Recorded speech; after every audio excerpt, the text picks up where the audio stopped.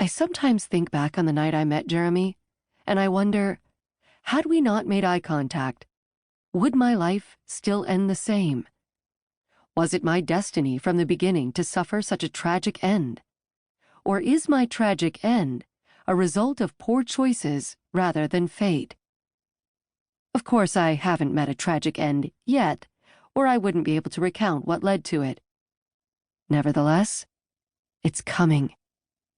I can sense it, just as I sensed Chasten's death, and just as I embraced her fate, I will embrace my own. I wouldn't say I was lost before the night I met Jeremy, but I had certainly never been found until the moment he laid eyes on me from across the room.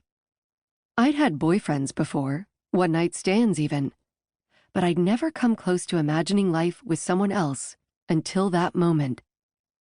When I saw him, I pictured our first night together, our wedding, our honeymoon, our children. Until that moment, the idea of love had always felt very manufactured to me, a hallmark ploy, a marketing scheme for greeting card companies. I had no interest in love. My only goal that night was to get drunk on free booze and find a rich investor to fuck. I was already halfway there, having downed 3 Moscow mules. And judging by the look of Jeremy Crawford, I was going to leave that party an overachiever. He looked rich, and it was a charity event after all. Poor people don't show up to charity events unless they're serving the rich, present company not included. He was talking with a few other men, but every time he'd glance in my direction, I felt like we were the only 2 people in the room.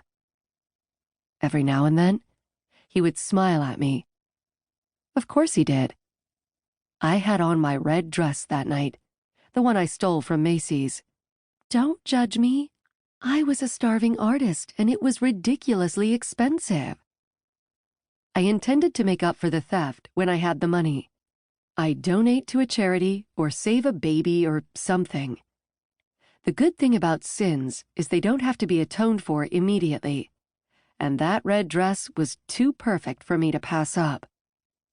It was a fuckable dress, the kind of dress a man can easily bypass when he wants between your legs.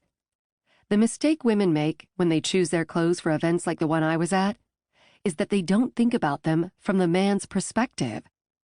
A woman wants her breasts to look good, her figure to be hugged, even if that means sacrificing comfort and wearing something impossible to remove. But when men look at dresses, they aren't admiring the way it hugs the hips, or the cinch at the waist, or the fancy tie up the back. They're sizing up how easy it will be to remove. Will he be able to slip his hand up her thigh when they're seated next to each other at a table? Will he be able to fuck her in a car without the awkward mess of zippers and Spanx? Will he be able to fuck her in the bathroom without having to remove her clothes completely? The answers to my stolen red dress were yes, yes, and hell yes. I realized with that dress on, there was no way he would be able to leave the party without approaching me. I chose to stop paying attention to him. It made me seem desperate. I was not the mouse. I was the cheese. I was going to stand there until he came to me. He did, eventually. I was standing at the bar, my back to him, when he put his hand on my shoulder and leaned forward, motioning for the bartender. Jeremy didn't look at me in that moment. He simply kept his hand on my shoulder, as if he were laying claim to me. When the bartender approached, I watched in fascination. Jeremy nudged his head toward me and said, "Make sure you only serve her water for the rest of the evening." I hadn't been expecting that. I turned, leaning an arm on the bar, and faced him.